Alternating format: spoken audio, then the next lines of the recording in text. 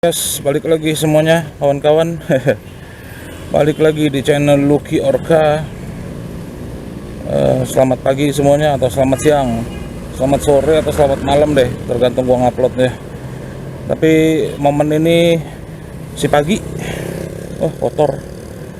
Gua di daerah Cideng nih, di Starbucks Cideng. Mau ketemuan sama Yonas. Kita mau ke Paon pagi ini.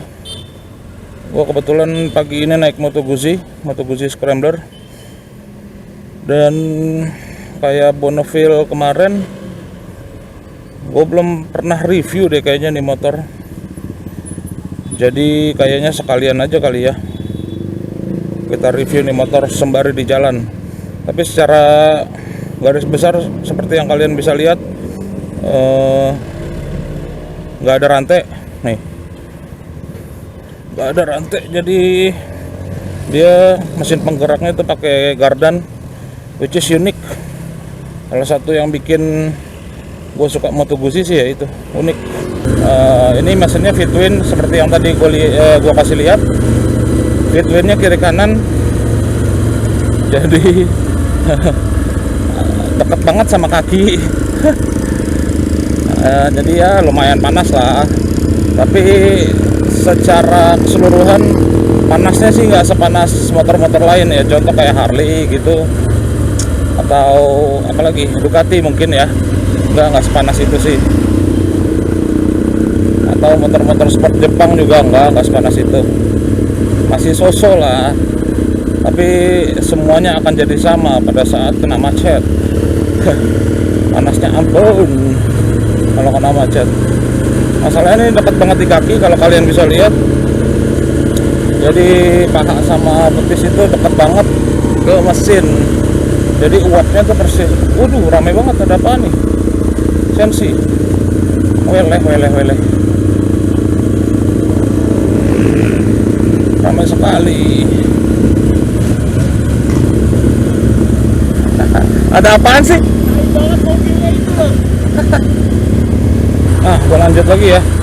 Jadi ini aslinya itu bukan Scrambler, dibuat Scrambler ya by custom pastinya. Jadi ini aslinya itu V7 Stone, Moto Guzzi V7 Stone yang pertama, which is yang memang namanya dari sana tuh klasik. V7 Stone klasik, keren ya namanya, udah ada klasiknya di situ. Jadi udah bisa di make sure pasti stylenya modelnya klasik. Nah ini sebentar gua kasih lihat nih gambar standarnya bener, gambar pabrikannya nih. Ya kayak gitu tuh. Itu aslinya V7 Stone klasik punya gue ini. Jadi knalpotnya di bawah sebenarnya, kiri kanan. Nah ini gue buat di kanan dua-duanya dan naik. Ya stylenya Scrambler lah. Dan ya ini 2 silinder, mesin V-twin 2 silinder, apalagi cc nya ya, gila. Kalau Yonas narik udah nggak kedengeran apa-apa, parah. Bonneville-nya ekstrim suaranya. Jadi ini 750 cc, dan yang diganti di motor ini udah lumayan banyak.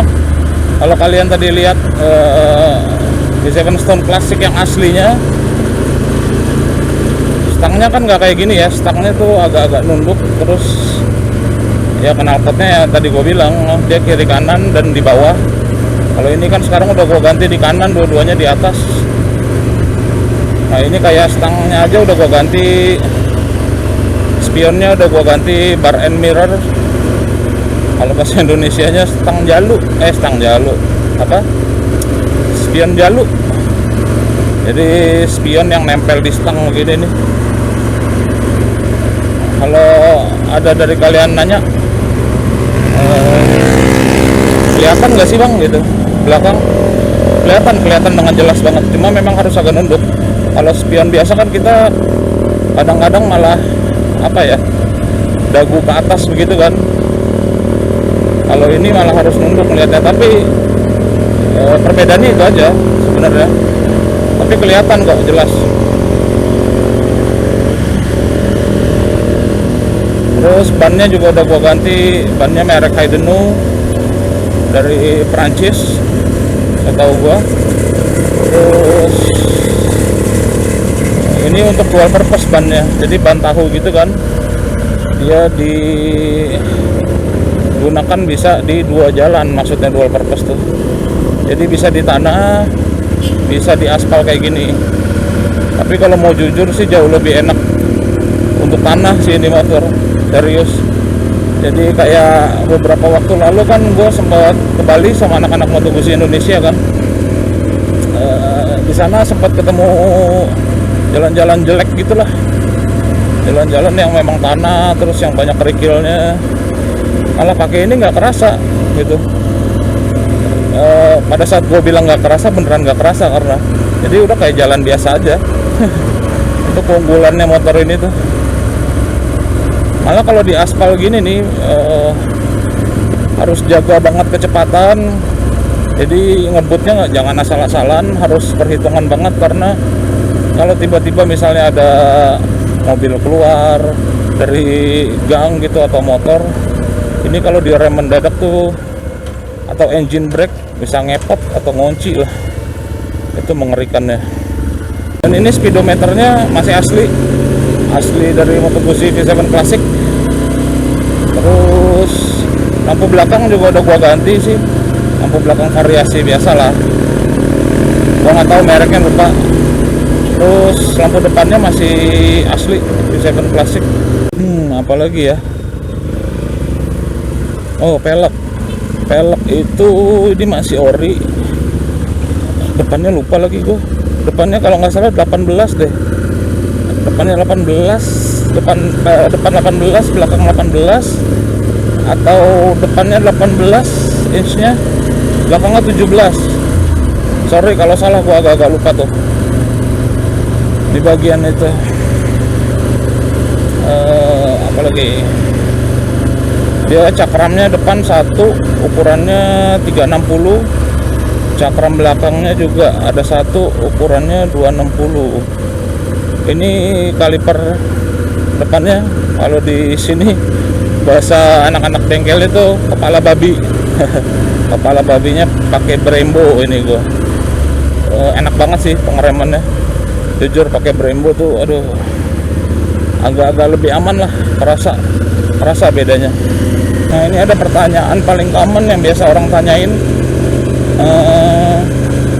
ini tangkinya muat berapa liter sih bang, gitu kan, tangki ini. Jadi secara spesifik tangki ini tuh muat 17 liter gitu. Jadi dibilang terlalu gede juga enggak ya, terlalu gede enggak, terlalu kecil juga enggak, pas lah, standar. Ini biasa gue isi bensinnya kalau enggak Shell atau Total. Bukan sih, bukan mau nyombong, bukan. Gua kalau Pertamina bukan nggak suka Pertamina, bensinnya bagus, ngantrinya nggak kuat. Ngantrinya panjang banget. Kalau Shell atau Total kan biasanya nggak terlalu ngantri banget lah. Terus untuk berapa kilo gitu kan 1 liternya, ini secara average aja ya, karena tergantung jalanan sih, tergantung jalanan banget tuh kalau asumsi bensin. Secara average mungkin gue bisa bilang 16 kilo untuk 1 liter bensin. Jauh ya, ya average-nya. Aslinya sih gak nyampe, gue yakin, karena di jalanan kita ya, yang jalan berhenti, stop and go gitu, boros men malahan. Terus kalau ada yang misalnya gue lupa, sorry banget nih di video ini. Gue juga ya lagi-lagi karena gue nggak ngapalin, yang setahu gue aja. Jadi kalau ada yang kalian mau tanya tentang motor ini, Moto Guzzi V7 Stone Classic Scrambler ini, silakan komen aja. Nanti kalau gue tahu jawabannya pasti gue bantu jawab deh. Ada juga yang nanya kalau mau servis di mana ya bang, ribet nggak sih motor-motor kayak gini? Karena mungkin untuk ukuran moge ini kan Moto Guzzi belum terlalu banyak ya di sini, belum terlalu banyak, dan memang nggak terlalu banyak sih. Kalau udah banyak gue jual asli. Kalau udah jadi mainstream, terlalu banyak pasti gue udah malas make. Jadi ini kalau untuk servis gue pribadi biasanya di Elders Garage yang di Lebak Bulus tuh. Kalau belum pernah lihat, scroll ke bawah di video-video gue yang dulu banyak tuh. Pas gue lagi main ke sana, itu salah satu option bengkelnya Moto Guzzi. Satu lagi ya di Moto Guzzi Bintaronya sendiri gitu, di dealernya langsung. Mereka bisa kok, udah bisa servis dan lain-lain lah. Dan seperti ciri khas motor-motor Itali lainnya, nah contoh paling dekatnya mungkin Ducati ya. Jadi motor-motor ya kayak Moto Guzzi Ducati gini nih, setahu gue dan yang gue rasain pada saat naik Moto Guzzi itu torsinya gokil sih. Torsi awalnya nggak tahu, memang orang Itali senangnya begitu karakternya apa gimana, gue nggak paham. Tapi sih memang udah jadi ciri khas juga ya.